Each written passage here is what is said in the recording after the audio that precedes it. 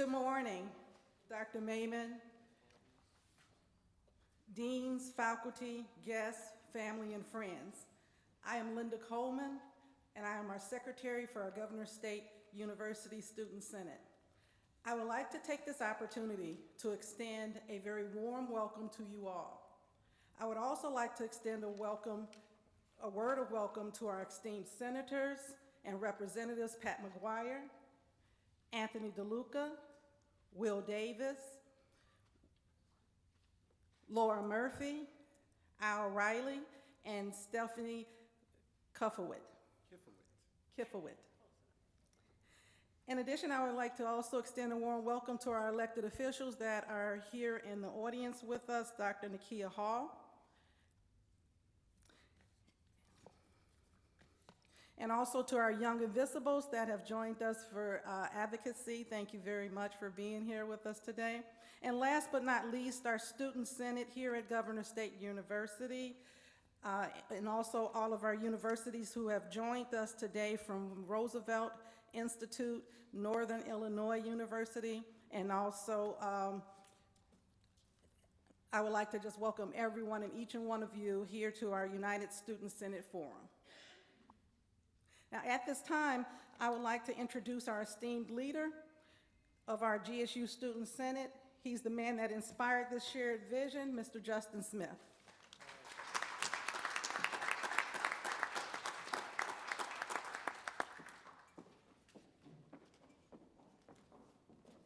Good morning. How's everybody doing today?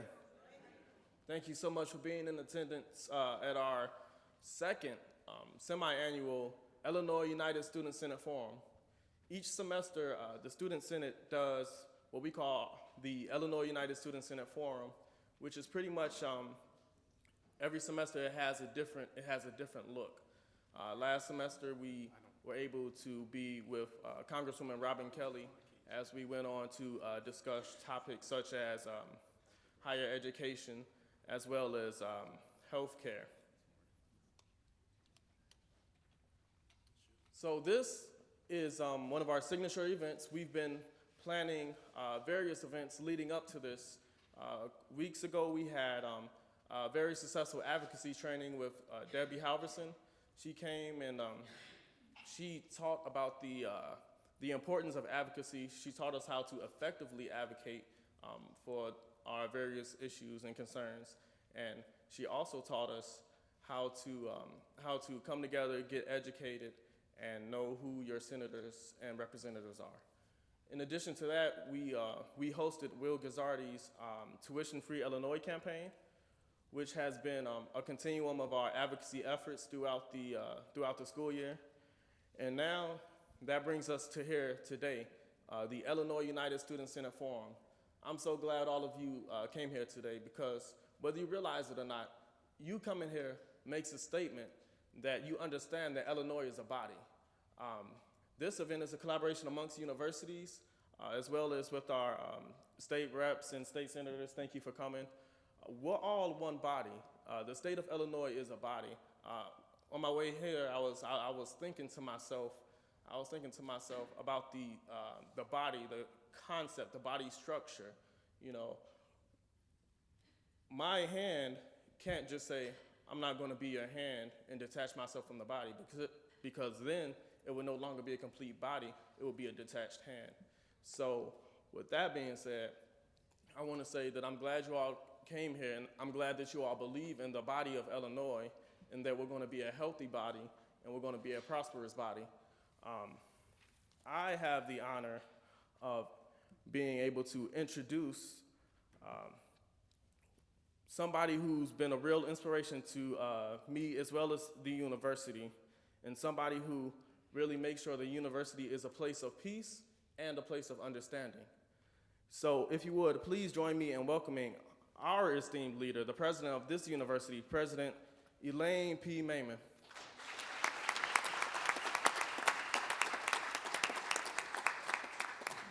Well, thank you, Justin, and also thank you, Linda. We're so proud of our students here.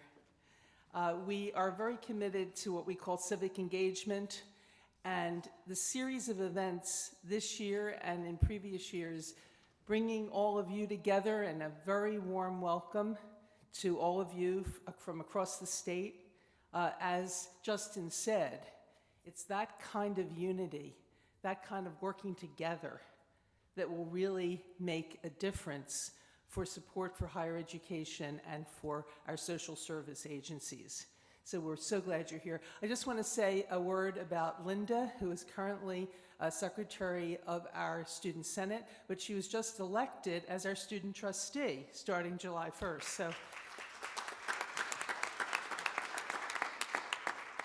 and that's another wonderful thing about Illinois. There are good things in Illinois. And one thing in statute is the student trustee elected every year by the student body. And that's so important in terms of your voice on our Board of Trustees and also the experience that students have. I'm very proud of Justin. Justin was one of our first freshman class, admitted in 2014. And Justin has just been growing and in leadership and in every possible way. He's also a musician. When we had Orbit Davis here, the head of the Jazz Philharmonic, Justin's modest, he wouldn't tell you this, but he and Orbit Davis played a duet at one of our dinners. And so we're very, very proud of the talents of our students. I also want to give a special thank you to our elected officials who are here today. What an amazing group of friends. And I think we have to recognize how hard the friends of higher education fight for us in Springfield. And we really do need to show our appreciation for those who every day are working to make sure that higher education is supported in the way it should be. State Representative Will Davis, where is he? Yes, an alum of Governor State University. We're very, very proud of that, and a longtime friend. State Representative Al Riley. Al. He fights the good fight for four-year universities and for community colleges, and his background is from education itself. He has taught, he has worked at community colleges, he knows from the inside what goes on. We were joking a little bit before the session about how some people in the general public think that elected officials kind of sprung full grown as elected officials in campaigning for office.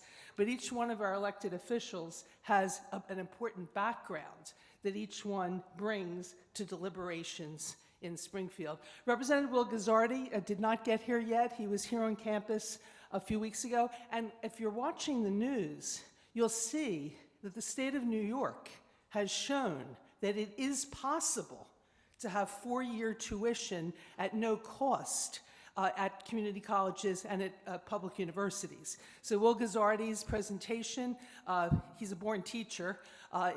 Many of you were there, and it's something that, in terms of grassroots efforts, we should continue to work on. State Senator Pat McGuire is the chair of the Senate Higher Education Committee, and Senator McGuire deeply understands the importance of higher education to the economy and the well-being of the state. So a special greeting for Senator McGuire.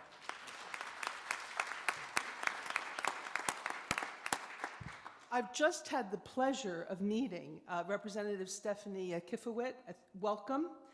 Thank you for traveling to our campus and to join us, for this important event. I also want to introduce State Senator Laura Murphy, a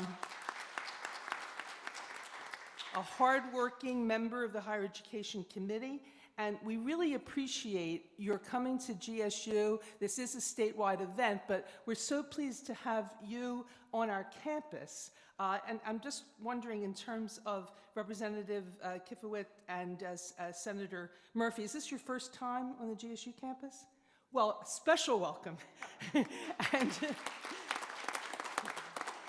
And if you'd like any special tours or anything, just let us know. I think that Vince Bass from the governor's office was supposed to be here. Has he arrived? Well, we'll greet him when he does. I simply want to say that, in these depressing and scary times for higher education, I'm really cheered up by the presence today of our elected officials. They're committed to work with us for solutions to the budget crisis. And Representative Anthony DeLuca, I want to give a special shout out to Representative DeLuca. Representative DeLuca is the representative that represents this geographic area where Governor State University is situated. He has been fighting every day in the session to help us with our water pipe situation so that we won't have biblical floods on the campus because of the fact that deferred maintenance has been so badly neglected in the state. So special applause for our Representative Anthony DeLuca. Even on Sunday. Even on Sunday, that's right, thank you. Also, I want to give a very special thank to our Student Senate, their amazing organizational skills. Justin tells me he called the governor's office so often that they recognized his voice and said, "Hi, Justin." So I think that was a really great effort to make sure that we can tell our story very broadly. And a special shout out to the Young Invincibles. How many Young Invincibles are here today? Excellent. Your efforts, not just locally, regionally, but nationally, are making a very big difference in terms of a national understanding of the importance of higher education. And a special thanks to our alumnus, who's now become our graduate student, who then took a break to help out Young Invincibles, Michael Van Arsdale. Where's Michael? So that connection between the Young Invincibles and the student efforts is extremely important. Now you know that the public universities, the community colleges, and social service agencies, let's not forget the social service agencies, are in that unlucky 10% of the state budget that has not been funded in a full budget for 2 years, except through stopgaps, and we're grateful for the stopgaps, and these are the people who have been fighting for stopgaps as well as a full budget. We need a resolution that will restore stability to higher education and to social service, and that is very much what we're talking about today. I'm uplifted in these unhappy times by all of you assembled here, committed to civic engagement, committed to the welfare of the state. And I think that's very important. In our academic program, we incorporate civic engagement, state connection. And I do want to also recognize our chief academic officer who is here, who does so much to make sure that civic engagement is incorporated in classes. Deb Bordelon.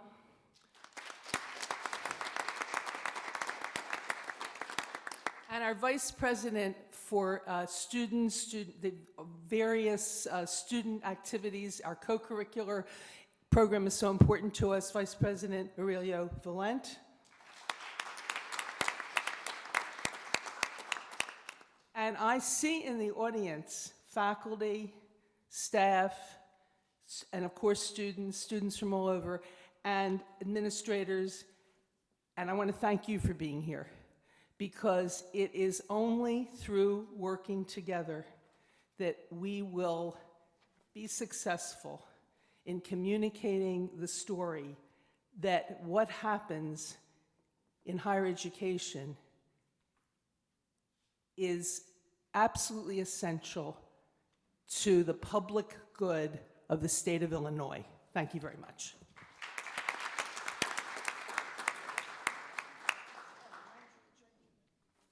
Am I introducing Senator McGuire, or?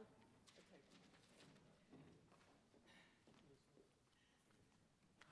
Good morning. My name is Lester Van Moody. I am the GSU Student Senate Treasurer. and I'm glad that you all are here this morning. Our first senator or representative to the mic is Representative DeLuca. He is a former mayor of Chicago Heights and who was appointed to the Illinois Representatives in 2009. And his district represents Flossmoor, Park Forest, Chicago Heights, and University Park. And we are glad that he is here and made adjustments to his schedule to be able to talk to students about the budget and pass. So coming forth is Representative DeLuca.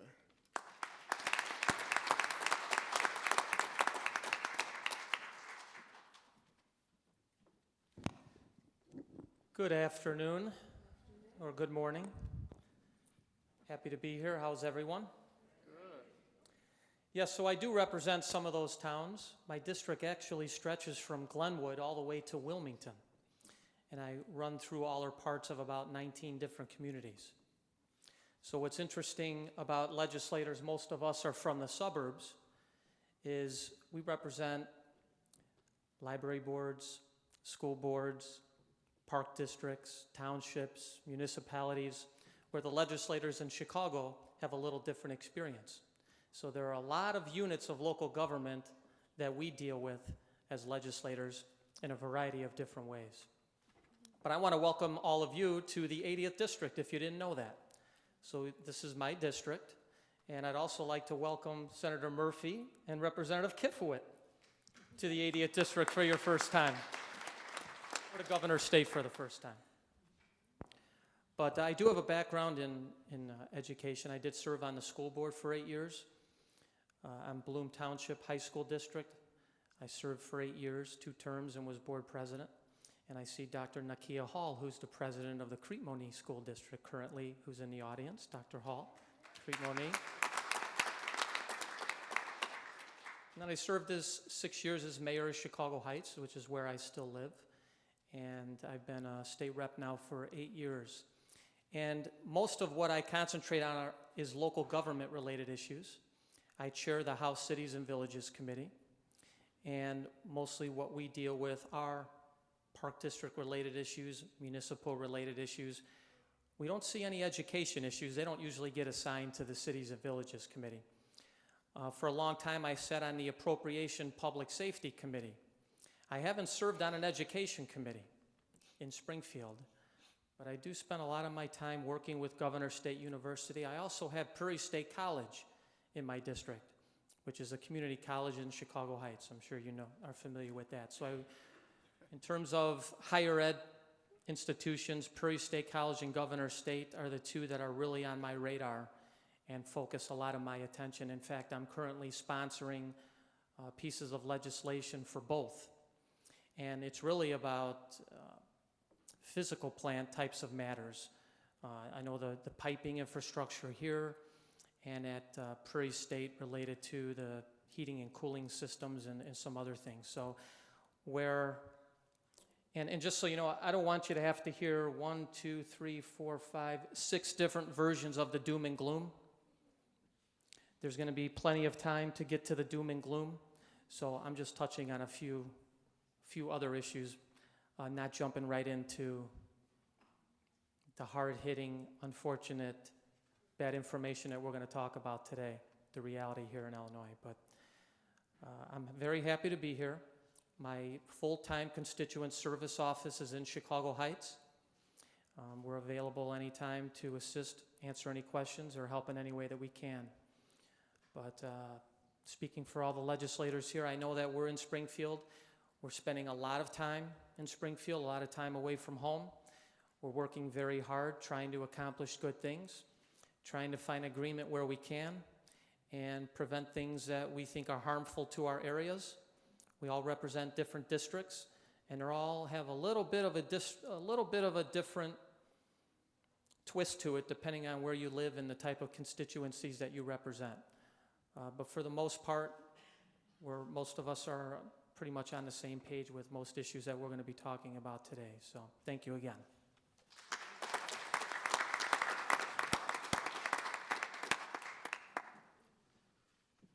Thank you, Representative DeLuca, for your comments.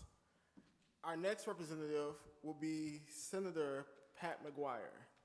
He is currently the Illinois State Senator for the 43rd District that represents towns such as Bolingbrook, Joliet, Lockport, and others.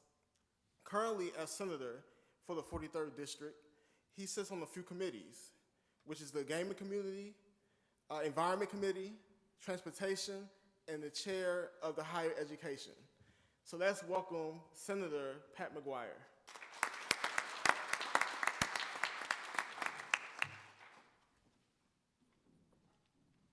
Thank you. I want to commend the organizers of this event and also everyone who's attending, who's in attendance today. How many schools are represented? I know Governors and Northern, right? And Chicago State. oh, good. Okay. GSU, NIU, CSU, any others? They're on the way. Pardon me? On the way. Okay, thank you. Now, my remarks might sound a bit personal. They will be that because what's happening to higher education in the state of Illinois affects your lives. So I can't avoid, again, my remarks having a bit of a personal cast to them. Illinois had problems long before Bruce Rauner was governor. I think our chief problem, our root problem, is that we have an antiquated state tax system. However, let's talk about solutions, and let's talk about higher education in particular.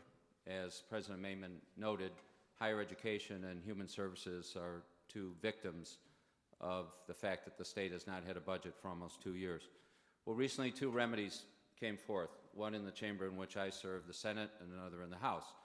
The remedy in the Senate is called the Grand Bargain. It's a bipartisan compromise. I trust you're familiar with this. Included in that is a supplemental appropriation for the current fiscal year that would release hundreds of millions of dollars to higher education. The governor condemns that. The House last week passed a similar bill, a lifeline bill, a stopgap budget that would release, I think it's $500,000 to higher education. The governor condemned that. I'm no mathematician, I taught English, but the variables here seem to be 2 chambers, 2 different amounts of money. The constant is the governor. The governor refuses to sign a full-year budget or a stopgap budget until we acquiesce to his non-economic demands, such as term limits. So I've tried to understand the governor. I'm serious. I've tried to be fair towards him. I've prayed on this. Here's my experience with the governor. He doesn't know what our lives are like. I first got this notion about 2 years ago when I spent almost an hour talking to the governor, and much of our conversation had to do with labor unions. I'm pro-union. I come from a union household. He's anti-union. He told me unions exist only to negotiate wages. And I looked at him, and he said, because the 8-hour day, workers' compensation, OSHA, health and safety protections, they're on the books. And I said, Governor, those laws don't enforce themselves. I said, listen to the voice of experience, please. It helps to have a union job health and safety committee in a plant. And I told him about when I was working in a non-union chemical plant, breathing substances that when I went home from work at night caused me to spit up blood. I'd blow my nose and blood would come out. And I got concerned. I learned that one of those chemicals was formaldehyde, and I remembered the fetal pig in the high school biology classroom. I didn't want to wind up like that sucker. That's right. I remember. So I tried to organize a union. I wasn't able to get enough cards signed. Asked the plant manager for some personal protective equipment. He gave me a really cheap paper mask. Finally, in frustration, I filed an OSHA complaint, a complaint with the Occupational Safety and Health Administration to come out and inspect the plant, evaluate the hazards. A couple days after I filed that, I was called into the plant manager's office and laid off. I was the only one laid off. So I told this story to Governor Rauner, and he said, isn't that against the law? I said, yes, but I didn't have a union to stand up for me. That's the point. And he looked at me like I was an extraterrestrial. He really looked uncomfortable. Well, I recently read this line by one of the sages, Rumi, a Sufi poet, light enters at the sight of the wound. So I hope in that moment when Governor Rauner perhaps was wounded by the reality that I explained to him that maybe some light entered into him. Well, unfortunately, I think the governor does not know, the governor is not familiar with the lives of those of us who attend and have attended community colleges, public universities, and anything but Ivy League private institutions. The governor is a graduate of Dartmouth College. He's given millions of dollars to Dartmouth College. There's a library there named after him. There's a dormitory named after him, excuse me. So I listen very closely to what the governor says and does about higher education. So when the Senate troops over to the House and we listen to the governor's State of the State address, when we troop over to the House, listen to the governor's budget address, I'm listening to what he has to say about higher education. What he had to say about higher education in his State of the State address was this. He talked about our research universities. He talked about the U of I. He talked about the University of Chicago. He mentioned job creators and wealth creation. That's not a term I've ever heard in my neighborhood. Wealth creation. I mean, I think we go to school, we go to college so that we can get a good job, a fulfilling job, a steady paycheck, a decent home, right? Some retirement security. He talked about wealth creation as the reason we have higher education in the state of Illinois.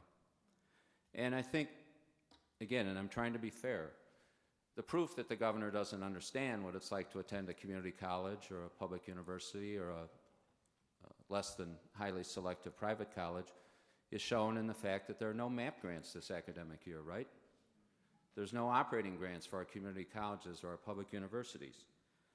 As a result, we have tuition increases, fewer course offerings, schools are shedding programs, shedding staff, and that all has an effect on you, doesn't it? So, again, I'm going to show that I was an English teacher and also that I'm really old. I know what a postage stamp is. I know where to buy them. Now, my colleagues will probably give more full-throated and contemporary solutions, proposals to how we can get out of the mess that we're in regarding higher ed in Illinois. I would encourage you to teach the governor and his top education advisors, his education secretary, Beth Purvis, and the Illinois Board of Higher Education Chairman, Tom Cross, teach them about your lives. There's no other way they're going to learn what it's like to attend Governor State or Chicago State or NIU or Prairie State if you don't tell them. I'll tell you what. So I want to send somebody the addresses of Governor Rauner, Education Secretary Purvis, and IBHE Chairman Tom Cross. To whom should I send those addresses?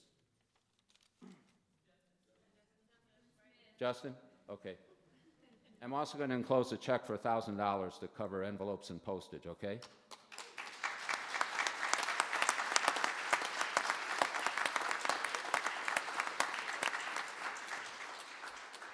And I'll include instructions. One-page letter, typed, but at the top, write in, Dear Governor Rauner, then on the next copy, Dear Secretary Purvis, on the third copy, Dear Chairman Cross. Don't put at the bottom, CC, because I've learned, I'm going to confess, when I get a letter and it's CC'd to a number of people, I think, they'll take care of it. I don't have to pay attention. So again, if you would write letters to Governor Rauner, Education Secretary Purvis, and IBHE Chairman Cross, and tell them what the lack of funding for higher education in Illinois is doing to you. Dr. Maimon and Maureen Kelly and others, they do an excellent job of explaining to us legislators and to the executive branch what the lack of higher education funding is doing to institutions. The governor, Secretary Purvis, Chairman Cross, they need to know what it's doing to your life.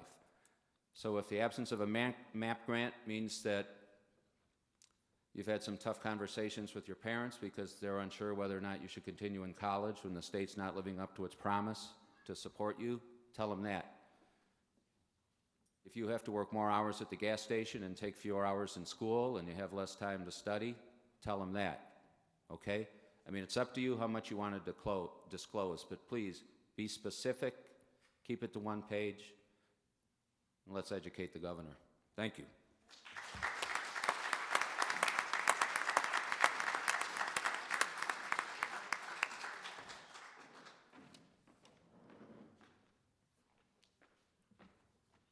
Thank you, Senator Pat McGuire. Thank you. Can we get a round of applause again?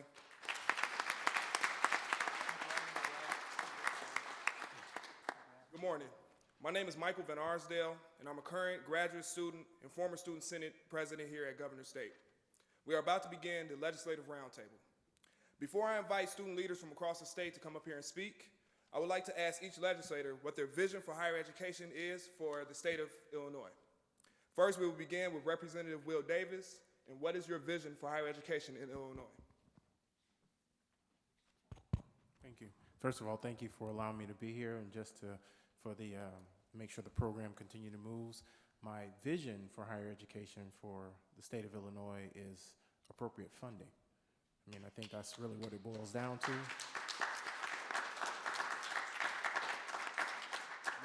Making sure that our state universities, of which I am a product of 2 of our state universities, have the adequate resources to make sure that the young people in the audience and those that are going to be coming behind you have the opportunity at a proper, decent education so that they can be productive citizens, very similar to what the senator talked about earlier. Thank you. Thank you, Will Davis. Thank you, Representative Davis. Next, I would like to ask Representative Stephanie Kifowit, what is your vision for higher education in the state of Illinois? Thank you very much. One of the things I am is I graduated high school and I joined the military. I joined the United States Marine Corps. Are there any veterans out there? All right. We got some. It's always nice to see fellow women veterans out there because we're the fewer and the prouder. I didn't have money for college. I joined the military. My parents gave all our money to the divorce attorneys. I don't know if anybody can relate to that. They're very charitable. So after I got out of the military, I was able to go to Northern Illinois University, shout out, and I got my degrees, my undergraduate and my master's degree from Northern. So the Illinois Veterans Grant is no longer being funded by the state of Illinois. It's one of the things the governor has cut out. It's been absent in budgets for a while, and universities have been very blessed to be able to still provide that service for our veterans up until now, where Governor Rauner has a mission to really disintegrate universities and colleges for average people. My vision is first and foremost, we had a high watermark of about $2.4 billion to our universities and colleges, so we need to go back there because that's adequate funding. But my second is to create centers of education along with job creation, because I think an educated person, even if they're an educated mechanic or an educated individual, is so much important to our community along with a degree. And I think that we have looked at education in one facet, which is job creation, which is not a bad way. But I think we also need to start looking at higher education as getting well-rounded, open-minded, accepting individuals of our communities, of our differences, of our history, and to become more accepting of us as individuals. So ideally, that's what my vision would be. Thank you, Representative Kifowit. Next, I would like to ask Representative Al Rowley, what is your vision for higher education in Illinois? Thank you. I don't have a vision. A vision implies that I'm some sort of oracle or sage or something like that. I'm a legislator, I'm an educator, I'm a researcher. That's what I do. Higher education should be fully funded, period.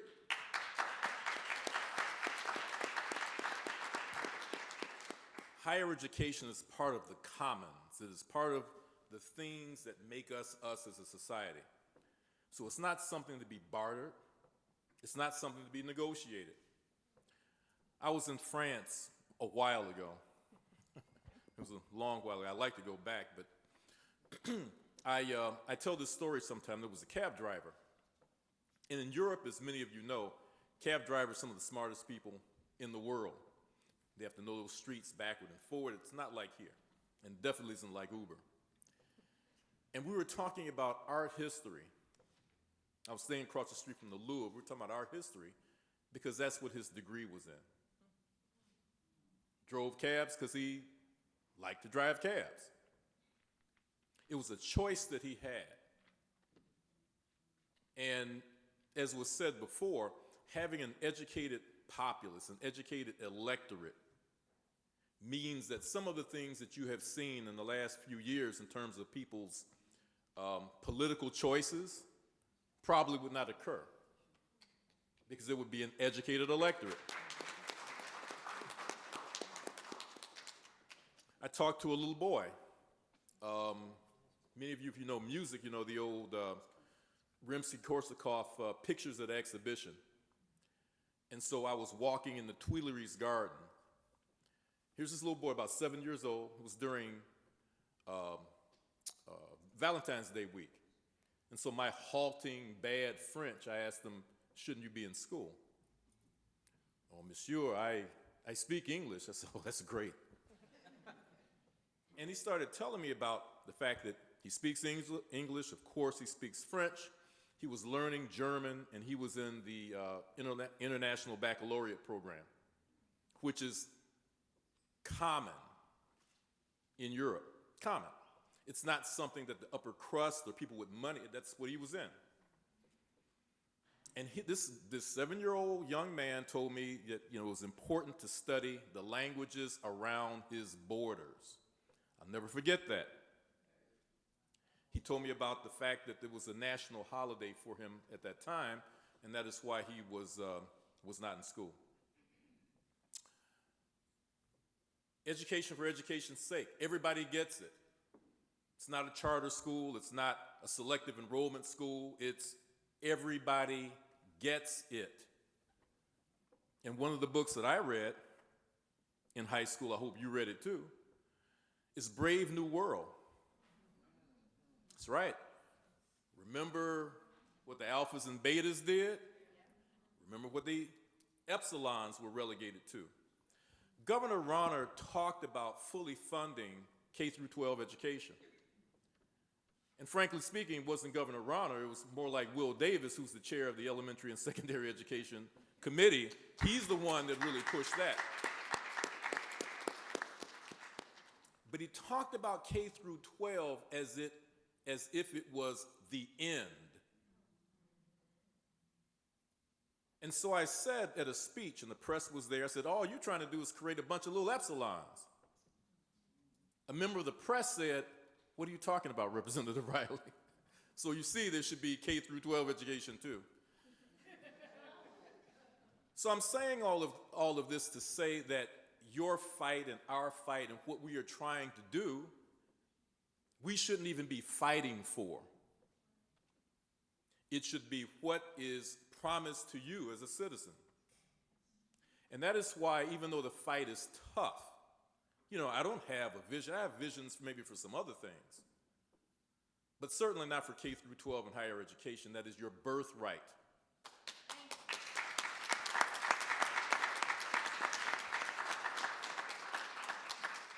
Thank you, Representative Riley. Next, I would like to ask Senator Laura Murphy, what is your vision for higher education in the state of Illinois?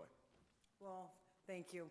I too want to echo the thankfulness that I have to be here participating in this forum and to expose myself, because education is a process, isn't it? It never stops.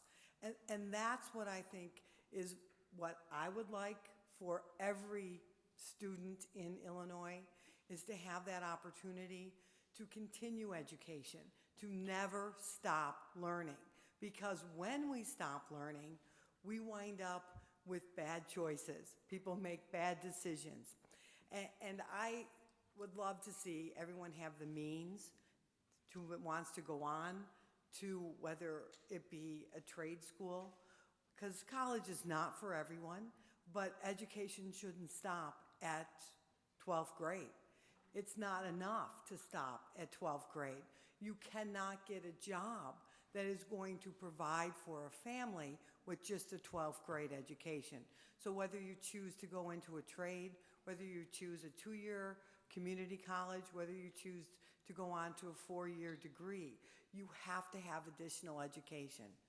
And We have a leadership structure right now in Illinois. We have a governor that doesn't want to allow people to go into the middle class. He wants to decimate the middle class because the middle class is it is the population that makes this state, makes this country work.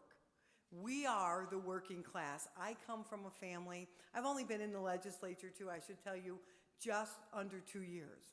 I was appointed in October of 15th and stood for election. I have no perspective of what the legislature was like before the governor in this budget crisis. So all I've been living is crisis to crisis to crisis. And it is so wrong. And it is so unnecessary. And you're going to hear a lot, I want to make sure that everyone gets this point, where it's not going to be a real rosy conversation today, but know that it's just the start of a conversation that every single one of us up here are committed to fighting and will not allow us to lose. Because you lose if we lose, and we are not going to allow that. So we are committed.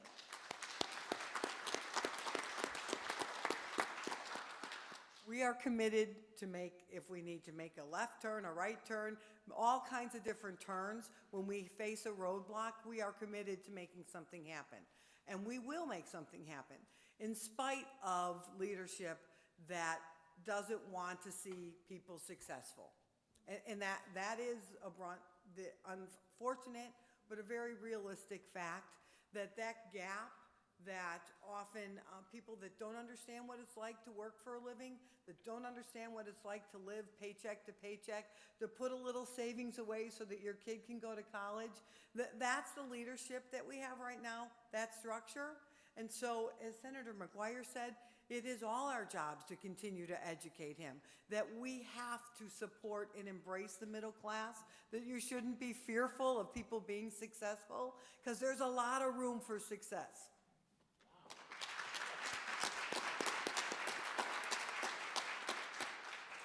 I just want to add another point. It just goes to show how sharp your students are. As I was speaking, when I made that allusion about the symphony pictures at the exhibition, I said Rimsky-Korsakov, and I saw a young lady's eye go up.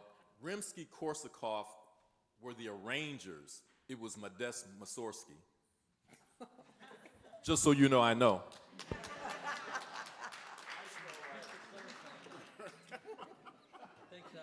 Thank you, Senator Murphy. I wouldn't have slapped. At this moment, we're going to move into our student leader section of this forum. At this moment, I would like to invite a student leader from Northern Illinois, Christine Rain.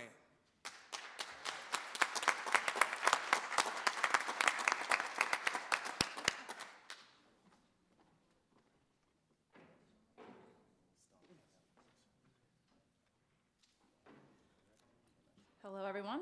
My name is Christine Wang. I currently serve as the Speaker of the Student Association Senate at Northern Illinois University. Just a little bit about myself. I'm a junior double major in accounting and political science with an emphasis in public law and a minor in Spanish. And no, I have no free time.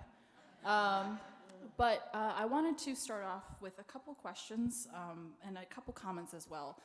The first comments I have is that we at Northern Illinois University believe that we as a student association represent all students, regardless of gender, sexuality, regardless of sexual orientation or ethnicity, regardless of your legal status. If you are paying tuition, you deserve the right to be represented.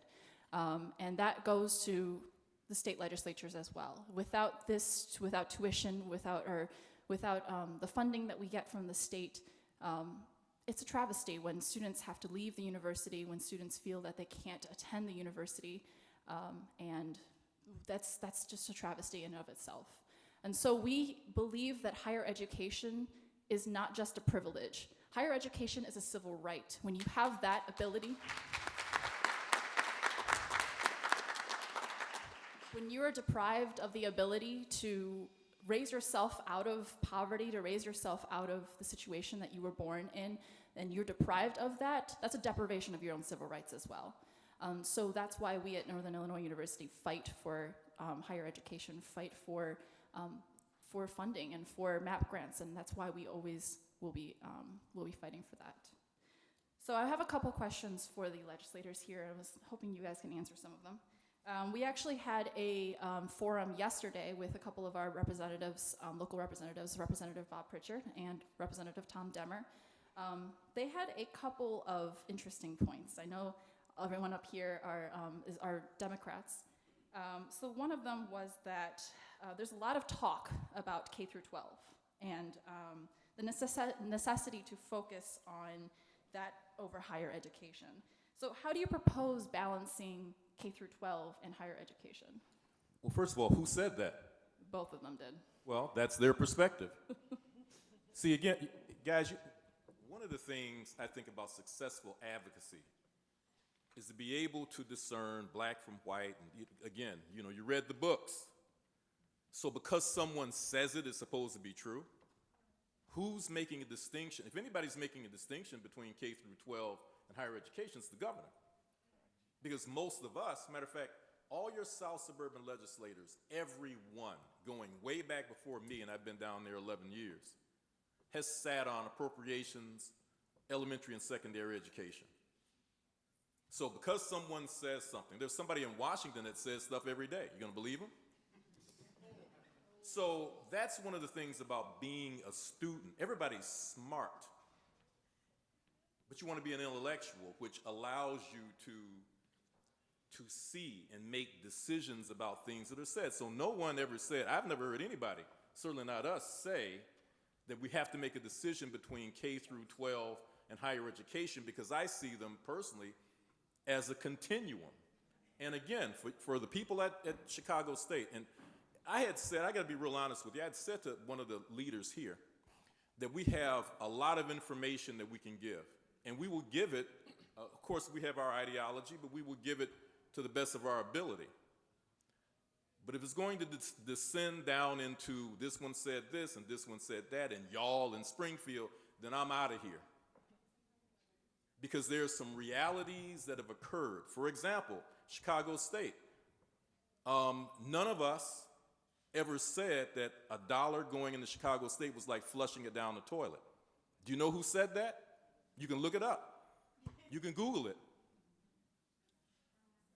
That's right. It wasn't Mike Madigan. It wasn't any of us. So again, one of your jobs to really be able to officially or to advocate effectively is to know what the issues are and know where people are coming from, period.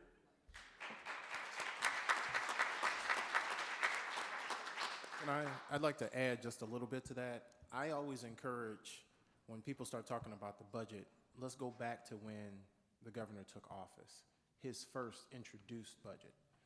So in his first introduced budget, he cut higher education by 30%, but yet he wanted to fully fund K through 12, or at least add more money to K through 12. Great, but again, as Al said, that was his decision to do so.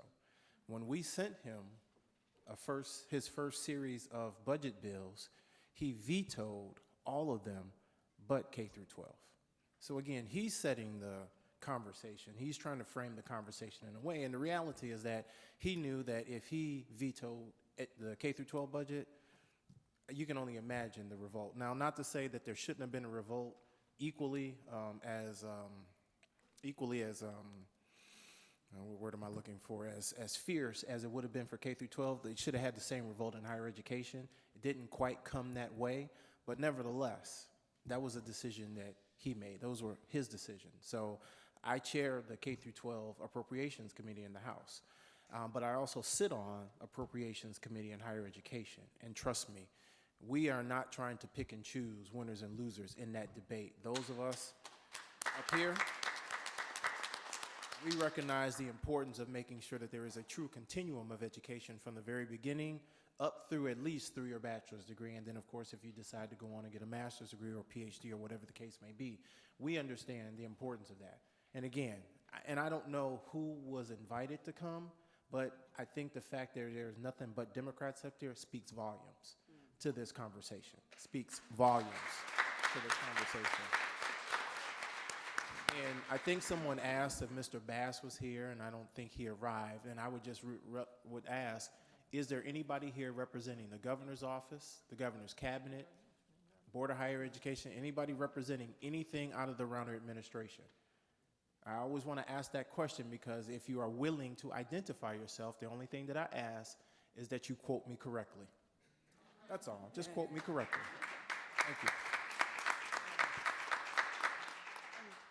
Just to point out, in the world of alternative facts that we're living in, and next time, I'm happy to go to my alma mater, NIU, if you have any previous. I think you're closer. I am pretty close. Yeah. But look at what I always say is actions speak louder than words. We've already heard the governor's actions when he vetoed, and it's just coincidental that, you know, the governor's wife's charitable organization happens to get money through the K through 12 budget as well. Just keep that in mind. It's just coincidence though. But look at individuals' voting records.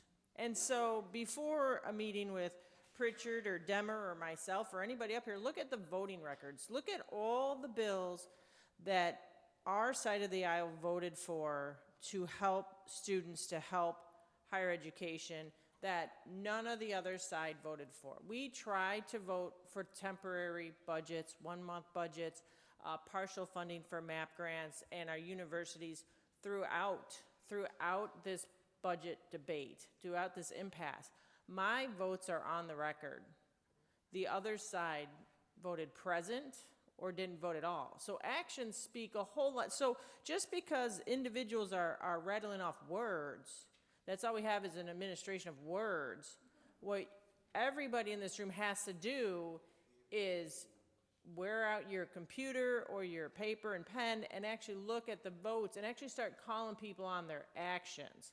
A lack of an action is just as powerful, if not more profound, than an actual action in and of itself. And so we have had a lot of inaction from the governor's office and from other individuals who claim to be supporters of higher education, but have never put their finger on the button. Ma'am? The governor has no plan for higher education. The governor last year convened a commission to study funding for K through 12. I'm sure that some of my colleagues here served on that. The governor has no plan for higher education. We questioned Tom Cross, the chairman of the Illinois Board of Higher Ed, about this at a hearing just a week or two ago. And he said, well, we're in a triage situation right now. No kidding. But even as we work to keep the doors open of our 9 public universities and 48 community colleges, we should also be looking to how to stabilize higher education, how to improve higher education in the state of Illinois. The governor has no plan.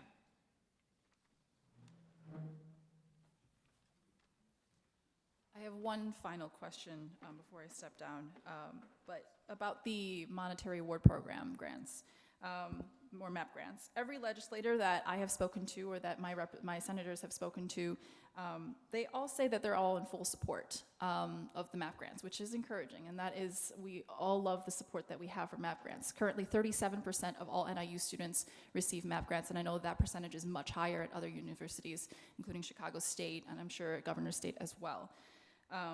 However, each legislator that we've spoken to also has a completely different plan for how to fund those MAP grants.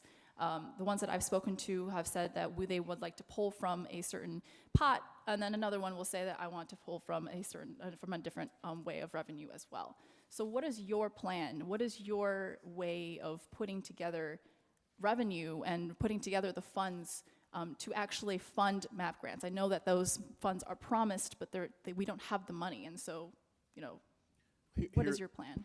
Let me just say, and again, I think that Representative Kifowit had it right. You got to do your homework. To ask a question, you know, to be answered in 2 minutes, what's your plan for fun? The budget is on 2 CDs. Have you ever seen the budget? Yes, I have. Okay, well, you know it's a big budget. And what you haven't seen are the line items under whatever it is that you saw. We deal with that all the time. And as far as I'm concerned, it is not, again, that's a meme. You know, we need to fund this. Well, where are you going to get the money from? Well, we do a budget. The projected amount of money that we have has gone down every year. But essentially, there's something called COGFA, the Commission on Government Forecasting and Accountability. They basically say that in terms of revenues, it's around, what, 32 billion dollars. Okay? So we're going to have to make decisions on how we do that, but we do that all the time. We have come up with a budget. Every year we've been a state, except for the last 2. So as far as I'm concerned, MAP grants would be part of the normal appropriation that we would make for higher education anyway. Again, as Representative Kifowit said, you know, some of the things we've tried to do, you know, stopgap budget, the lifeline budget, and the full year budget that we presented had all that in there. So we had a plan because we actually submitted a budget. And guys, again, the means, don't get into the mean. We need a balanced budget. We need a balanced budget. We passed the budget last year, right? It got vetoed. So right now, I don't know how good you guys are in spreadsheets. We've got spreadsheets that go out to 9,000 ZZ. We come up with a budget tomorrow. The question is, can you get the votes and will it be vetoed? So it would come out of the regular pot of money that we normally allocate for higher education. We've done it before. That's where it comes from. So we have to decide what our priorities are in this state, right? And higher education is definitely, should be one of the #1 priorities. We don't need to look anywhere past what we already have. We know in Illinois, 2/3 of our largest corporations pay no tax, pay no state tax at all. It's $67 billion over the last 5 years. How about we start eliminating some of those corporate loopholes that cost every single citizen in this state millions and billions of dollars, right, collectively. That's what we're spending on giving corporate loopholes, on that job creator. Well, corporations come to a community based upon the labor force. When you have an educated labor force, corporations will come. And we're seeing it all over. I ask Motorola, where's your #1 where do you recruit from? And they say, University of Illinois. We recruit from Illinois because we know Illinois kids are educated to a standard that they can fulfill the jobs that we have available. So let's focus and put that priority back on education, and we don't need to raise taxes to help fund education at the adequate level that we need. We need to start closing some of those corporate loopholes that have given this carte blanche for corporations to dictate whatever they want in the state of Illinois with a threat that I'm not going to hire people. They are going to hire people where there is a workforce. We asked, to go back to the governor's discussion, and we even asked his own personnel, how much money do you intend to save by term limiting legislative leaders? Because you've all heard that's the governor's #1 reason why he can't sign a budget, because we need term limits in Illinois. So I asked them during budget hearings, how much money is term limits going to save? The budget director, he said nothing. No, of course it's not going to save anything. And it's not going to bring jobs into the state of Illinois, and it's not going to fund education. So let's put our priorities back. We can fund education by simply closing some of those corporate loopholes. $67 billion over the last 5 years alone. Christine? Yeah, I appreciate you asking about MAP. Once upon a time, everybody who applied for a MAP grant got a MAP grant. Once upon a time, a MAP award fully covered tuition and fees. That's not true anymore, as you know. Less than half of the students who apply for MAP get MAP because the state runs out of money earlier every year. So the most recent full-year appropriation for MAP was $373 million. We've asked ISAC, Illinois Student Assistance Commission, what would it cost to fund MAP for everybody who applied. And frankly, I was surprised that the figure was merely about 560 million. Then we asked another agency, and we were told it was almost, well, it was about 900 million, almost $1 billion. That would be to fund everyone who's eligible for MAP. So some don't apply, of course. But again, fewer than half of students who apply for MAP get MAP, and MAP dollars go much less far than they did a decade ago. I'll just simply add, the revenue conversation is a huge conversation. And like what Senator Murphy talked about, one of the aspects of revenue in the state of Illinois are corporate tax loopholes. Again, I've sponsored bills to try to close those loopholes. Other people have sponsored them. I mean, the revenue conversation is huge. One thing that's being put on the table that hasn't been mentioned so far is a progressive income tax. Actually recognizing that based on your income level, you should pay taxes commensurate to that. Well, of course, our governor happens to be a billionaire, something along that line, so I'm sure the last thing he would want to do is pay more taxes based on his income. But right now, no matter who you are, no matter how much you make, everybody pays a flat rate of 3%, regardless of who you are. So if you're making $28,000, 3%. If you're making, I think what the governor made, 55 million last year, I think it was. 158 on his interest. Oh, okay. I'm 188? I'm sorry. I'm off by a few million, off by a few million. So again, but it's still 3%. We have argued that there should be some balancing in that. We have a progressive rate at the federal level. Why shouldn't we have a progressive rate at the state level as well? So again, there are many pieces of the revenue conversation that exist that can, but the reality is that different people like different aspects of it. Again, and based on where your district is and who your constituency is, sometimes you get pressure from that constituency not to or to support different things.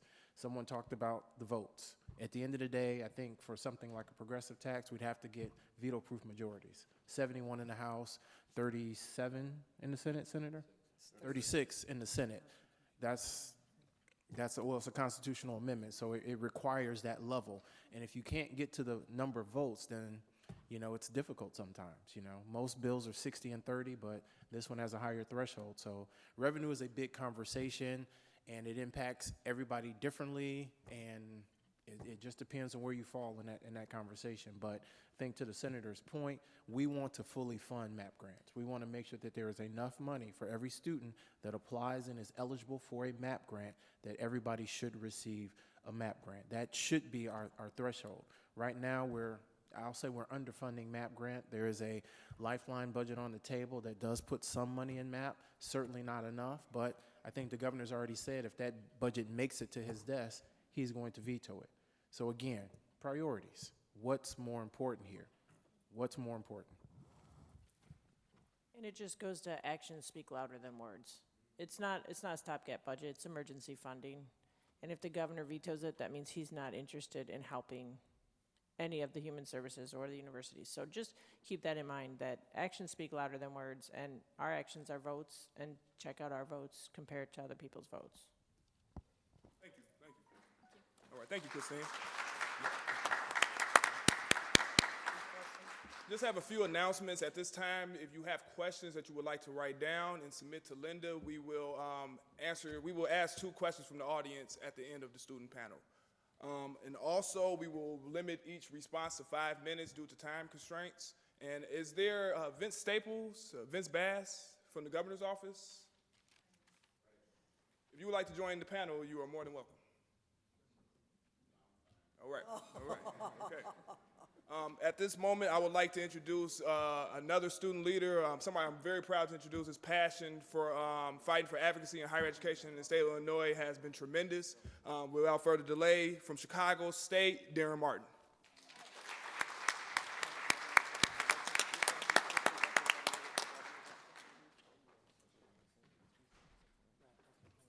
Good morning. Good morning. My name is Darren Martin. I'm Student Government Association President at Chicago State University. And let me just tell you a little bit about myself. I've made the sacrifice of going to Chicago State. I went to Prairie State College in Representative DeLuca's district, and I was taking the bus every day from Chicago to work at James Hart Elementary School, and every day I got up at 6 o'clock in the morning. to get on the bus to be out there at 7. Worked out there, then after that I went to Prairie State College. Sometimes I wouldn't come home till midnight. Have to cycle, get sleep for 4 hours, sometimes no sleep. Get right back up on the bus, go to work every day. What I'm doing now for Chicago State is I do have a residence, but I'm also staying on campus because Chicago State needs money. Now the funny thing is, you ask, I don't receive a MAP grant. I ran out of Pell money. How does a person like me afford Chicago State? Word is simple, Lyft. I'm actually taking 19 credit hours. I'm actually driving for Lyft. I'm actually volunteering at my school for a fund for emergency assistance fund so I can have my tuition help paid for. If it wasn't for the blessing of my advocacy, if it wasn't for the blessing of Thurgood Marshall and the blessing of the man upstairs, I would have not had someone pay off my balance. That's how difficult it is for me to get through your university. But what you understand about me is this is our civil rights fight. In the 60s, they had a civil rights fight. This is our civil rights fight. We have to unite for something, or we will fall for anything.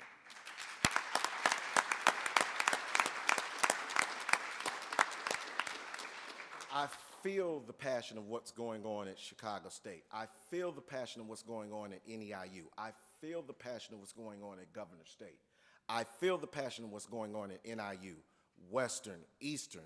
The reason why I feel this is because I'm from the state of Illinois, and I made a sacrifice to live here, and I'm sacrificing everything.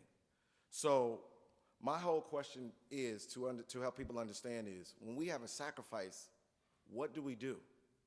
Do we look out for one another? We're all human beings. Regardless of color, regardless of race, regardless of sexual orientation, we are all human beings. If I cut you, you bleed red just like me. So my question becomes to the legislators. I understand we talked about the corporate tax loophole, and I understand that some of you all may have sponsored it and some of you all may have not sponsored it. So my question becomes is, will you all give us a reason for why you may have not sponsored the corporate tax loophole, which is House Bill 4004? And the reason why I'm asking that is just because I know that may not be a question to answer, but it helps us understand as students the reasons behind why some things may or may not be sponsored. In my remarks, I mentioned that I think the root cause of, one of the major root causes of Illinois' problems is our antiquated tax system. So what I mean by that is this. We tax as if we still had steel mills. We don't. We've moved from an industrial to a service economy. I think of all the things that my mom and dad did for themselves that I don't do anymore. I didn't wash and iron this shirt. I took it to the cleaners. I had the oil changed in my car last month. I had the dealer do it. I didn't do it. The one snowfall, last winter we had, I didn't plow our driveway. I paid somebody to do it. We have the narrowest sales tax base in the country. Surrounding states tax services, from 16 of them in Wisconsin to 79 in Iowa. Crazy Iowa. So we need to broaden our sales tax base. We need to adopt progressive income tax. As Representative Davis said, we need to close corporate loopholes. So we need a comprehensive reform of Illinois state tax system because we're living as if it's the 1920s. We're taxing as if it's the 1920s, and that will allow us to bring down property taxes. Because whether you're running for Congress or city council and you knock on doors, what do people mention? Property taxes. If the state fulfilled its constitutional obligation to pay the majority of the costs of local K through 12 education, school boards would have no need to raise property taxes.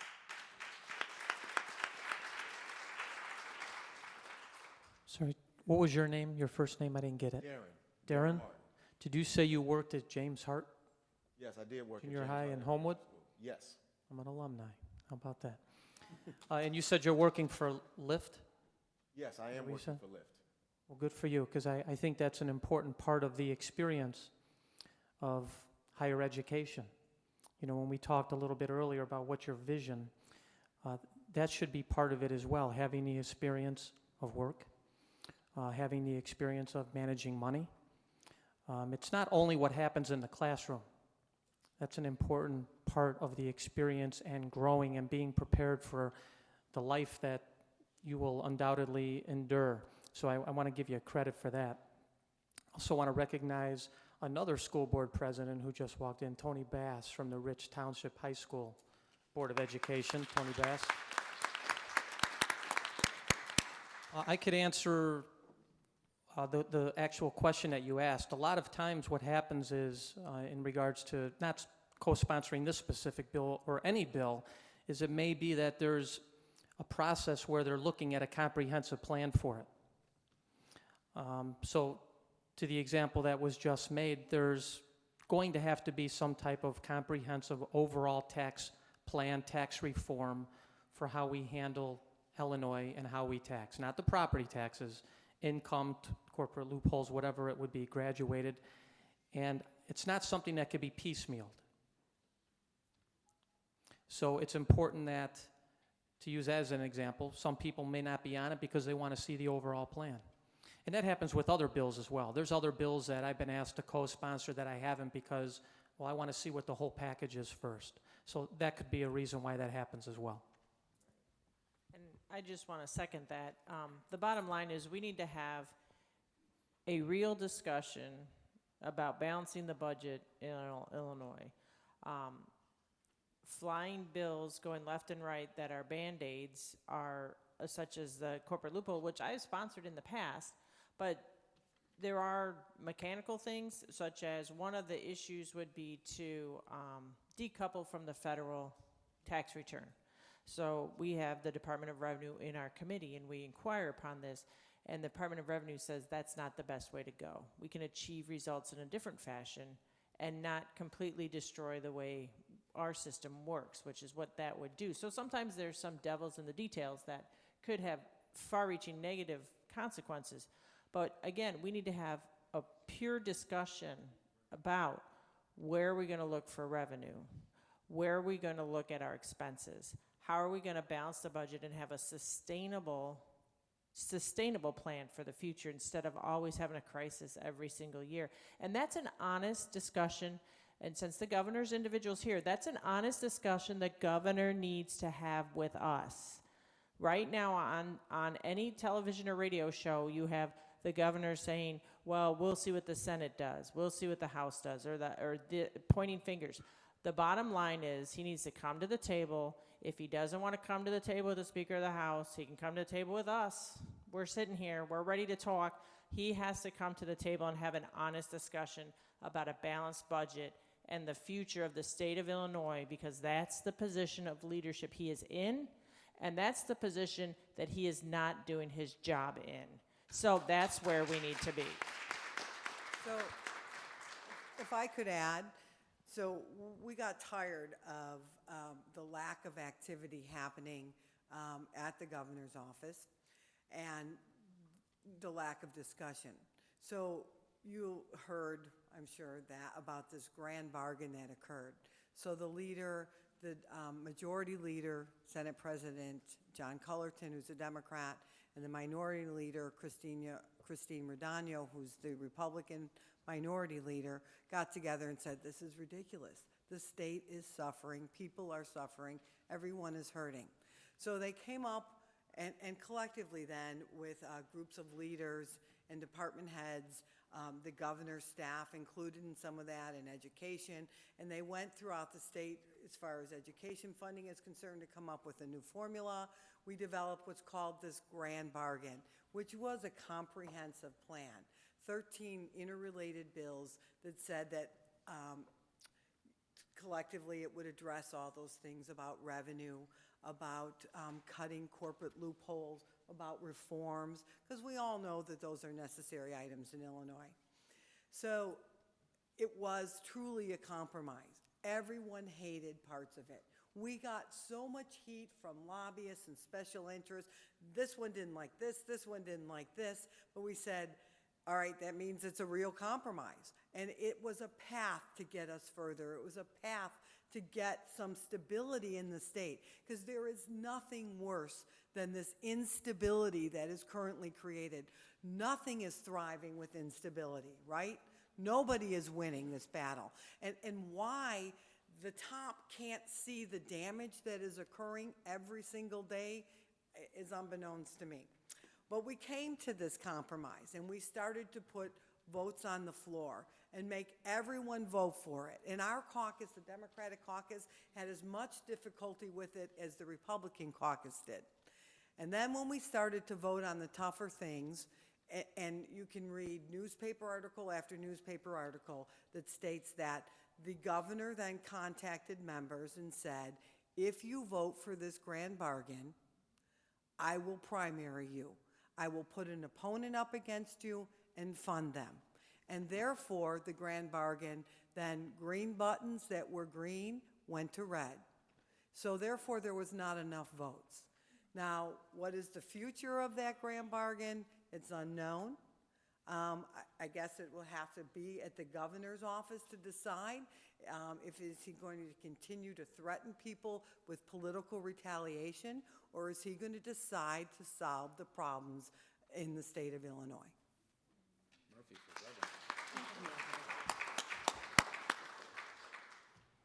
right, thank you. Moving on, I would like to introduce our current Board of Trustees student representative, Yolanda Pitts.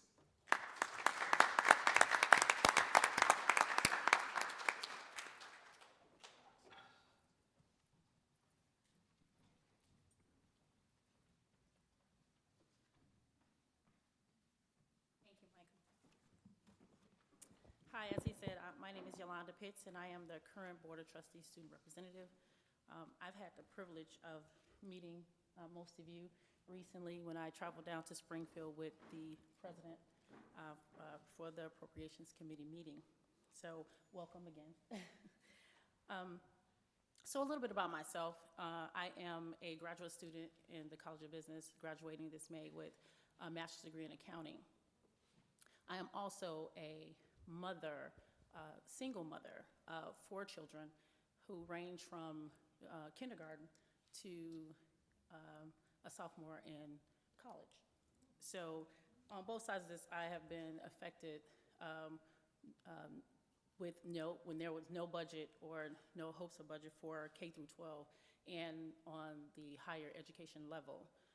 So with that being said, I just wanted to pose a question that's really been near to me and trying to get an understanding of this whole idea of higher ed being affected is that, and so I have a little bit of a comment and then a question, and that is 90% of the state's services are being funded during the budget impasse, but higher education has only received minimal stopgap funding.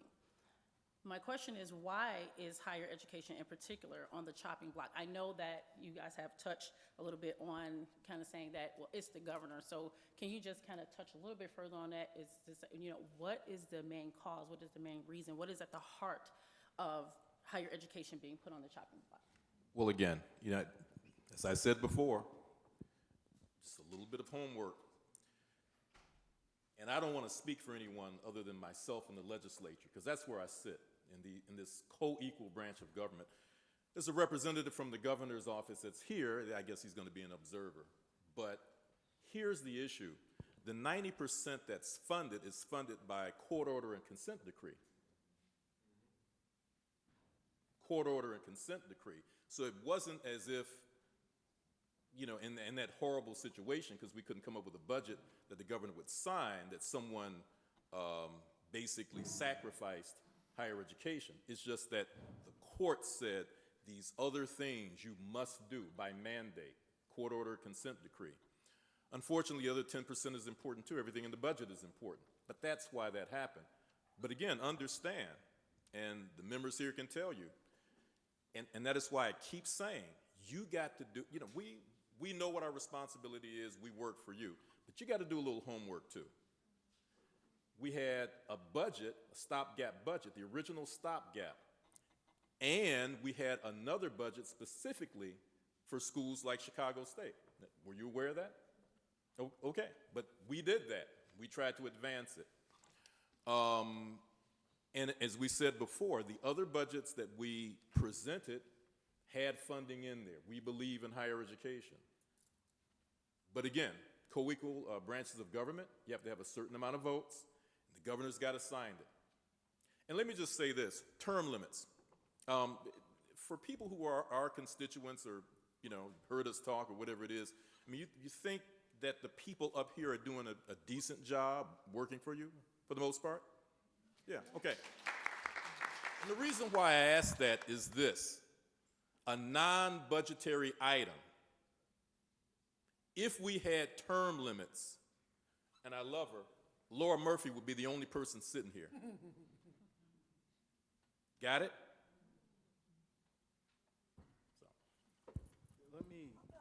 Let me just add something else with regard to what Al just said about court orders and consent decrees. So part of the challenge also is the fact that not only are the courts telling us that you have to spend money in these areas, the courts have also dictated how much we have to spend in those areas as well. So they are saying that you have to spend at what was FY15 level, so a few years ago, when we had money, there was some agreement, so we were spending at a higher level. So each year in the budgetary process, we make decisions about at what level we want to spend things. So the specific court order notwithstanding, the next fiscal year, we would still have to fund those items because the courts have mandated it, but we would have some flexibility relative to how much we might be able to spend in some of those areas. But because those groups sued for lack of funding, the court said not only, yes, you still have to fund them, which we already knew, but this is the level you have to fund them at. So that's a higher level of spending than certainly relative to what we're dealing with right now. So that's also part and parcel when we talk about the distribution of resources that has maybe hindered, or to some degree, that we haven't put more money, say, in higher education, or have made more money available for some of the other human service items that we are struggling with relative to funding right now. So again, and I think, you know, Al has said it best, you know, it's important to educate yourself in this process. You know, there is no, I get this much of it and now I'm an expert. There's so much involved here. And I would argue that, you know, and I don't know how long Senator Murphy has been in, Senator McGuire has been in, but I think I'm the senior member here. I'm starting my 15th year, and there are still things that you continue to learn in this process. So many things you continue to learn. The idea, though, of having some seniority, as we've talked about term limits, is that at a certain point you become a committee chair. So now you're the person leading that discussion in that respective area. Whatever it is, you are becoming the expert in that. If you had to cycle people out every 2 years, every 4 years, or whatever that is, the people that are going to be running the show are the lobbyists. They're the ones that are going to be running the show because there's no term limit on being a lobbyist. So they get to continue, you know, or staff or something like that. So they're the ones that are going to continue. So some of you out there probably have said in the past, you know, that you don't like lobbyists. You don't like the corporate interests. You don't like those folks. Well, trust me, if we're not here to hold the line, then those are some of the people that are going to be running the show. So I often say that because I just want to put it in a broader context, different than the way it's maybe being said or how you hear it on TV or the soundbite. So there's so much more involved, and it's just important to take the opportunity to learn more about this process. Nobody is necessarily an expert, not necessarily an expert. We work hard to try to learn as much as we can, and I'm surprised Al hasn't said this already, but in any given session, there are at least 3,000 bills introduced. 3,000 on topics from all over the place, from environment to roads to higher ed to elementary ed, you know, business development, you name it. There are 3,000 bills. Now, we all come to the General Assembly kind of with our own expertise based on our past experiences, work, whatever the case may be, having served on different boards and things of that nature. So we come in with something, but there's always something else to be learned from being in the General Assembly. And that's a continuous process, no matter who, at least in my opinion, no matter who you are, it's a continuous process. But I would argue that some of my colleagues, unfortunately some of the Republican ones that are not here today, swear they know it all. And they don't. They do not know it all. They are learning just like we are, but they would front to make it seem like they do know everything. So, and as much as we need to learn, everybody sitting in the audience needs to learn as well.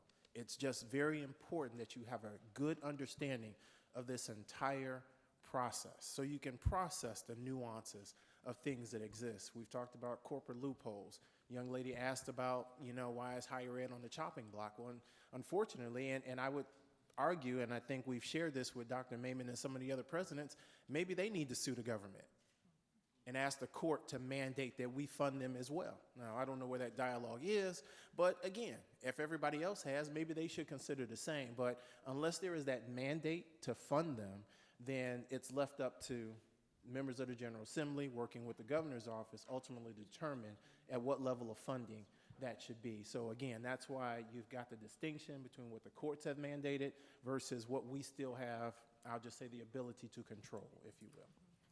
And then just for clarification, some of the services that we provide as a state come through laws on the federal government. So just to be clear, when we talk about court orders and consent decrees, these are laws mandating from the federal government the state to do things, and that was the basis of some of these court orders.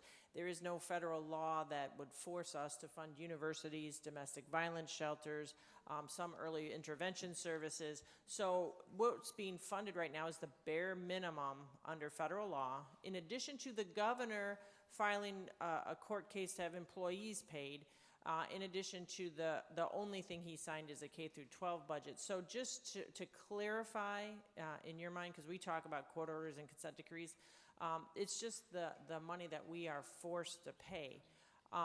This was triggered by the governor's veto. So his action triggered this.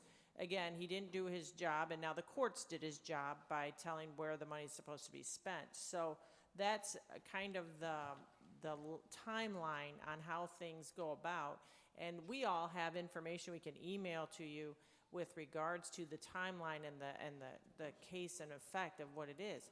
But the bottom line is, if the governor truly wants to start fixing things, come to the table, talk about a budget, then we can go to the courts and we can negotiate those out.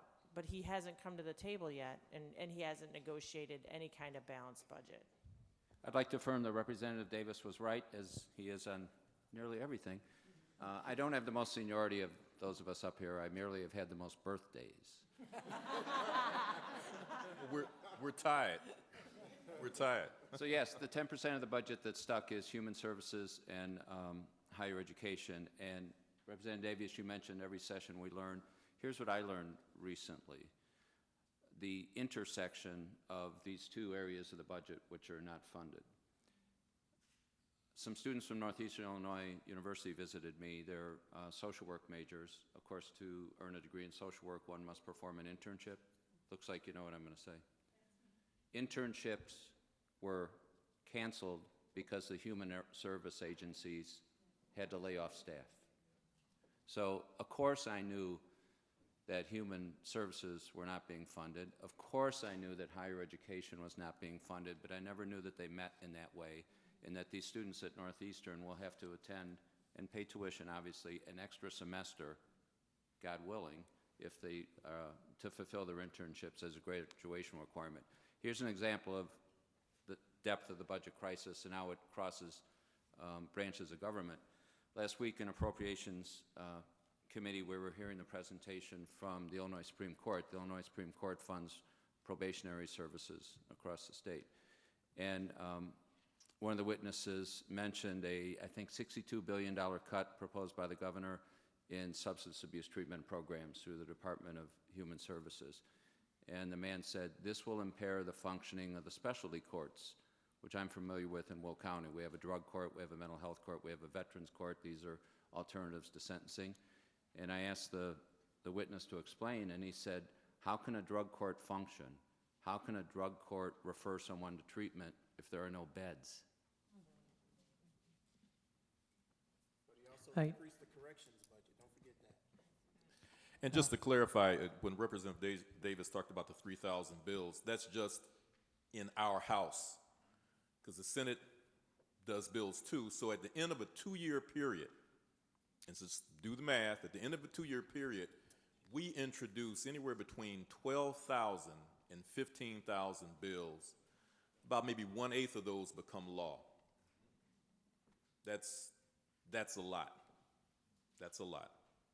But, you know, As they said in that old movie, this is the profession that we have chosen.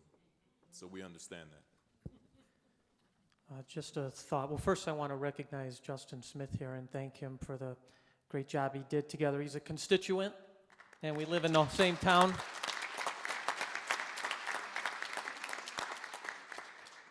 But just a thought on, we talked about the court orders.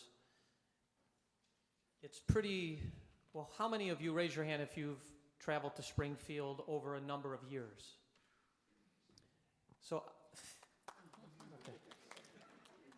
Well, I've noticed, our state, we're in real crisis right now in our state. Despite our efforts, there's a lot of bad things going on in our state that we could run down the list if we had to. And it's a little too quiet in Springfield. I've noticed that. It's just a little too quiet in Springfield. And I think that's one of the negatives. It cuts both ways, this court order that's funding 90% of our government, is it's providing that relief. It's taking that pressure off. We talk about that pressure valve a lot. And if that pressure valve is released, unfortunately, that may be something that we need in Springfield right now to move things along, because it was mentioned earlier, what if the K through 12 budget wasn't signed? What do you think would be happening? Imagine the outrage. Imagine, you think Springfield would be quiet? No. I don't think it would be quiet. So it's just a thought. It's just something to keep in the back of your mind as we talk about the positives of the court order and all these programs being funded and 90% of state governments still functioning. Remember, there's that other side. There's the downside to it as well. Thank you.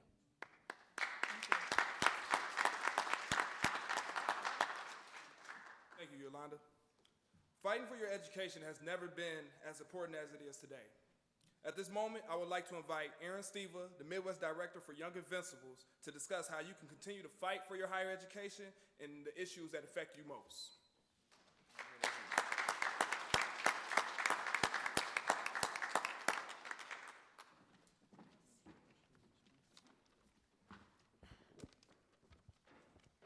Hi, everyone. I am honored to be a part of this critical but very, very tough conversation. I'm the Midwest Director of Young Invincibles. We're a young adult research and advocacy organization. We're committed to expanding economic opportunity for young adults, but also making sure that our generation has access to the political process. We just heard that it's too quiet in Springfield. All you have to do is look at the budget crisis, the higher ed crisis, to understand why we need to be engaged and at the table as decisions about our future are being made. The stakes are really high, and we know this, but let's just do a quick exercise. So raise your hands if you're a student. Okay, want to make sure you're awake. Raise your hand if you have student loans or student debt. Yep. Too much enthusiasm and frustration behind that, right? Now raise your hand if when you're done with school, you want to join Illinois' workforce. That right there shows what's on the line for both you as an individual, but also the state of Illinois. By 2020, 65% of jobs will require a post-secondary degree. This means that you and I need to go to school to have the skills that the workforce demands. This also means that for Illinois' economy to work well, everyone, regardless of income, needs to have the ability to earn a degree. The stakes are really high. Over the last decade, the state has slashed funding for higher education. This started before even this current budget crisis. The burden of the cost of education has been shifted to you and your families. We have the 5th highest tuition in the country. Let that sink in for a second, 5th highest. And during what seems like an endless budget crisis, as we heard from Senator McGuire, need-based aid has begun to wither. In 2002, it covered 100% of our costs at 2- and 4-year schools. Now it only covers 47% of costs at community colleges, 32% of the costs at the average 4-year institution. Now, as many of you know, it was hopeful to hear Governor Rauner propose raising MAP grants by 10% in his budget proposal for the next fiscal year. But we know that much more is needed to have true reinvestment. And in the meantime, without this meaningful financial support, We're seeing people leave the state. We're seeing people feel like college is not within reach for them. Illinois has become the second largest exporter of talent to out-of-state schools. We have the right, we should be able to enroll in school, complete school, and realize our potential. And that's why we're all here today, right? Like, you are here because you're committed to higher education. You're here because you care about Illinois being a great place for all Illinoisans to live. And I know that many of you have shown up in force for years. Many of you have written and called these people, and that's fantastic. You've shared your story. And there's a reason why there are so many champions by our side today. But you have to remain engaged, and we have to double the number of people with us, double, triple, quadruple. It can't be quiet in Springfield anymore. Your story is what compels action, and so you must share it and bring others to the table with you. We have to make sure that everyone at every level of the state government, across agencies, knows how important this issue is to you and what's on the line for the state of Illinois. Now, Young Invincibles has learned a lot from you all. We feel very lucky to get to work alongside you. If you want to continue this fight or get engaged for the first time, find myself, find Troy and Elena, they're waving their hands in the back, and sign up, because we have a lot of work yet to do. We're going to Springfield on April 26th. We will be doing a Fund Our Future rally on the steps of the Capitol, and we hope that you all will be there. And transportation will be provided, so you can get there. But more than anything, we have to get engaged and continually share our stories. Yes, we need to become experts together, so let's work together to inform ourselves. But you don't have to have all the answers. What you do have to do is follow what's going on, and when you're concerned, contact your representatives. It's going to be tough, but I know that our generation can make a future. If we come together and work hard, we can make sure that Illinois is a better place for the students of today and tomorrow. So let's come together and make that happen.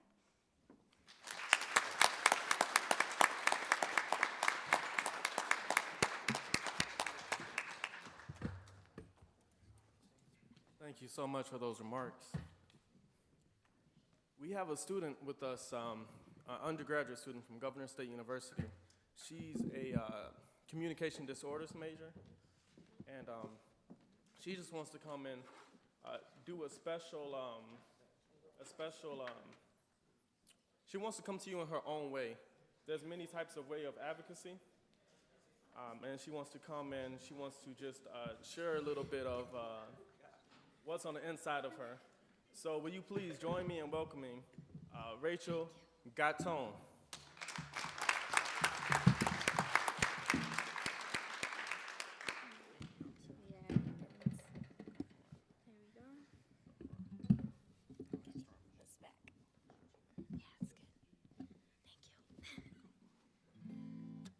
So I'd like to thank, first of all, the legislators that came here today. Thank you so much to stand in solidarity with us and to answer our questions.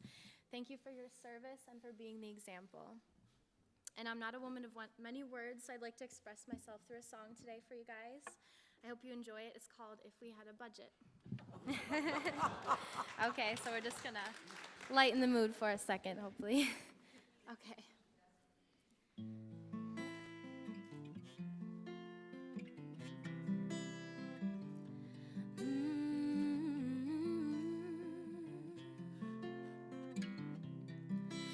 If we had a budget,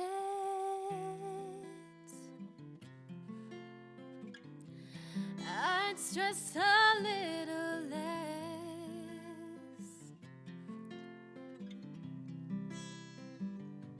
I would be able to focus on school more than work.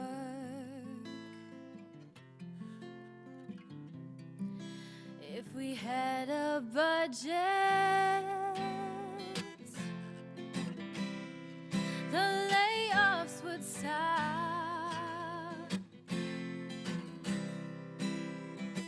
We would be able to keep programs more likely than not. But we have no budget.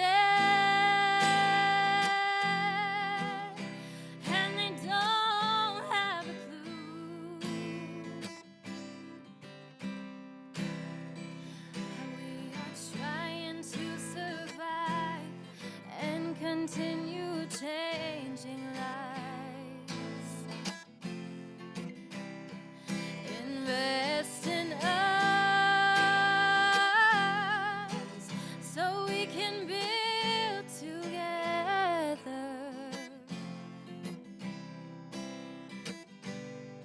Please stop all this fighting before we leave forever.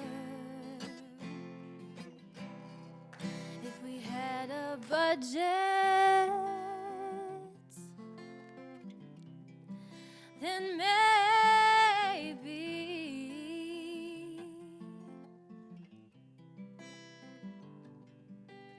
we could retain our students so they wouldn't pick up and leave. If we had a budget, we would show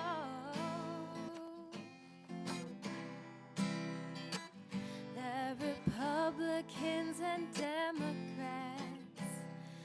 could agree for once for the sake of the people. But we have no budget, and they don't have a clue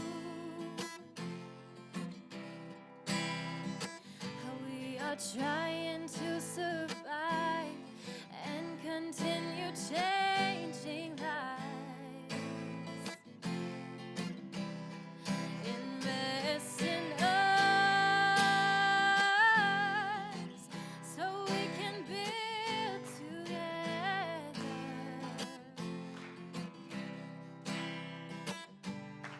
Please stop all this fighting before we leave forever.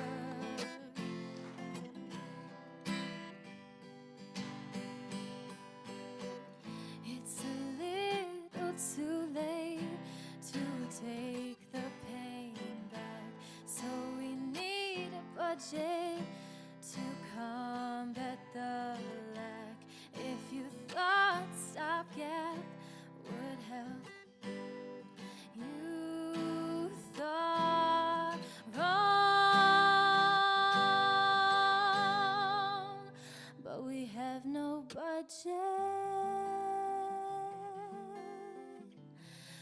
and they don't have a clue how we are trying to survive and continue changing lives. Invest in us so we can build together.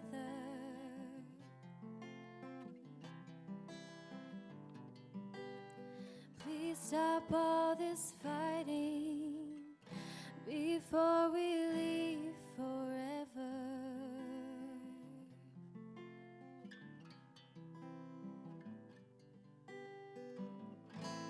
Thank you.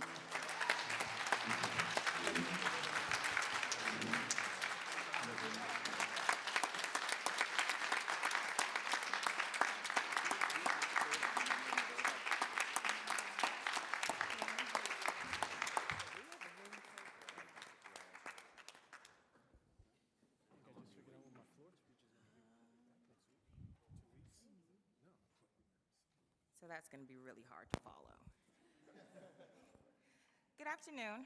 My name is Jessica Love-Jordan, and I'm the Vice President of the Student Senate here at Governor State University. I want to first thank you all for coming out to support such an important cause. The Student Senate actually reached out to a number of legislators, both Democrat and Republican, so we definitely appreciate those who made the time to be here today. I want to issue a special thank you to our legislators on the panel, as well as our elected officials that are in the audience. I'd like to also acknowledge Mr. Vince Boss, Mr. Chima Inya, and Mr. Derek Champion, who all operate within the governor's office but are here today as friends of the university.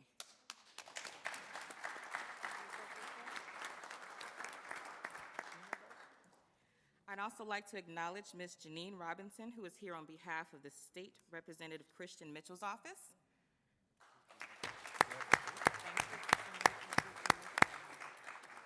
I'd like to thank the other Illinois SGAs in the audience and recognize Chicago State. We missed them this morning, but they are here. Thank you.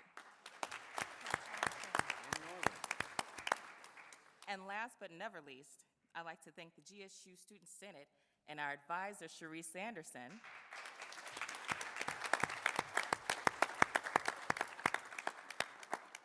for all of the hard work that they've put in organizing this event.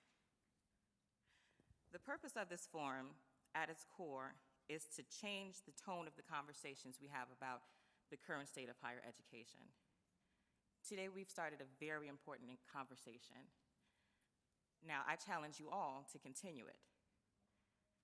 Keep the conversation going. Keep the fight going. And I'll leave it at that. Thank you very much. You all enjoy the rest of your afternoon. Before you leave, let me just give you an admonition before the president speaks. And I'm just being real with you, because this is a zero-sum game. And government should not be a zero-sum game. If I win, you lose. You win, I lose. I talked about the commons earlier. I talked about participation in it. I'll be real honest with you. Young lady had a great voice. She knew all the chords, as the song used to say. But who was she singing to? Who are you singing to? When you come down in Springfield and get in the rotunda and yell, and we're going to do, who are you talking to? And are they listening? Why do we sometimes get gratification talking to ourselves and pumping ourselves up? When you leave this room and you leave this university, you get your First Amendment rights back. Why was the voter turnout so low in the municipal elections that just passed?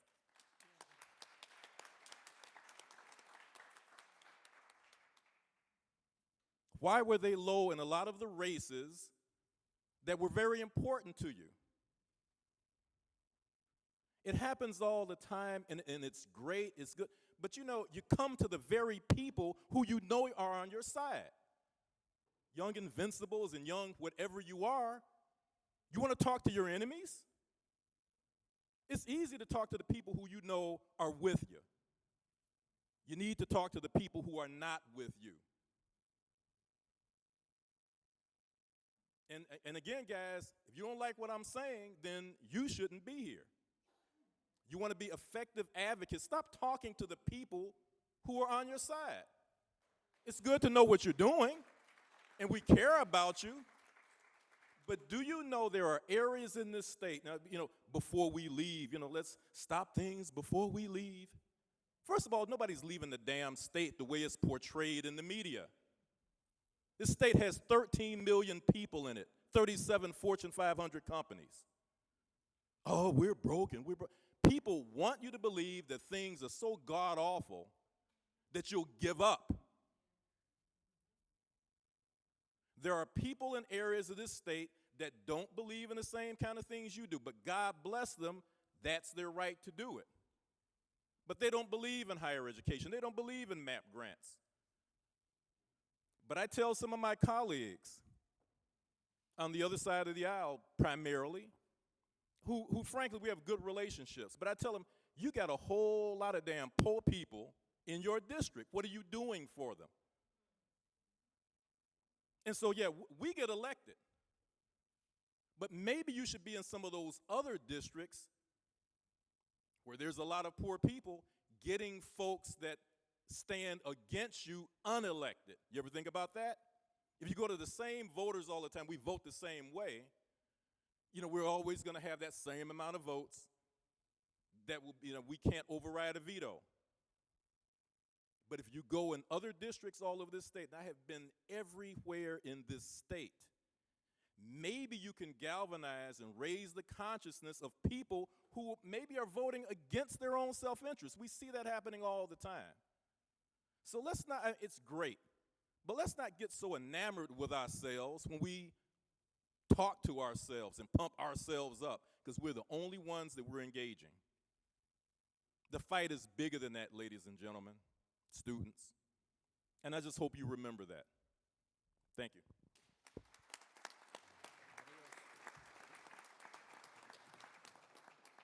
So as we prepare to leave,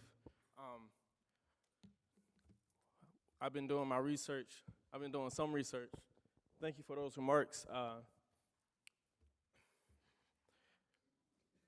I'm sorry. I want to get my thoughts. Correct.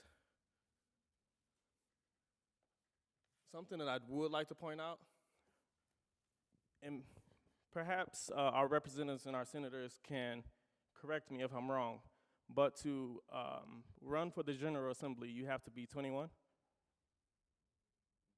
Am I correct? How old's Avery born? 21. I just wanted to mention that because as I was sitting on the stage, I was thinking to myself, and I was getting all these feelings. 21, you have to be 21 years old to run for the General Assembly. And I tell you, I have a couple colleagues that I think should definitely start thinking about that on a serious level. Because you're right, we do need to get out and vote, and we do need to be out there in the polls. The millennials has the biggest voice out here, and so we could change the whole government completely. And it really starts at the polls. So I want to thank you all for coming. Thank you for your transparency, and thank you for I got to tell the truth. Yeah. Otherwise, why am I doing this? But I would say there's school boards and there's park districts, and we got $3.5 million races for state rep. We need folks at the local level controlling policy too. So don't forget about that. That's most definitely. That's what. Does everybody know who ALEC is? All right.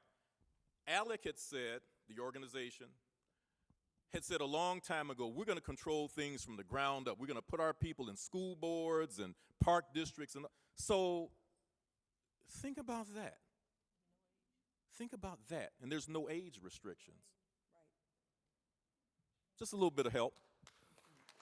So in my final thoughts, we have to start doing what's good for our communities. We see our communities need leaders. We see our communities may need some shift in some offices or whatever. It's time to make that step in. It's also time to get involved.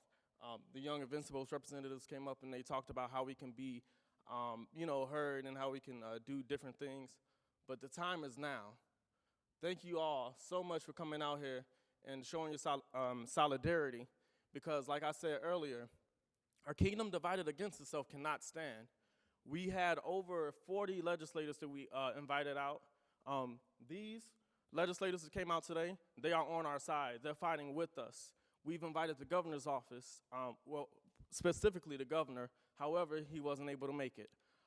But I will say that as we continue this fight, have a takeaway from today. Don't let this just be a program, because I'll tell you right now, it doesn't matter. We could come here, take some pictures, give some speeches, but all this information is worthless unless we take it to the next step. Thank you all for coming out, and God bless.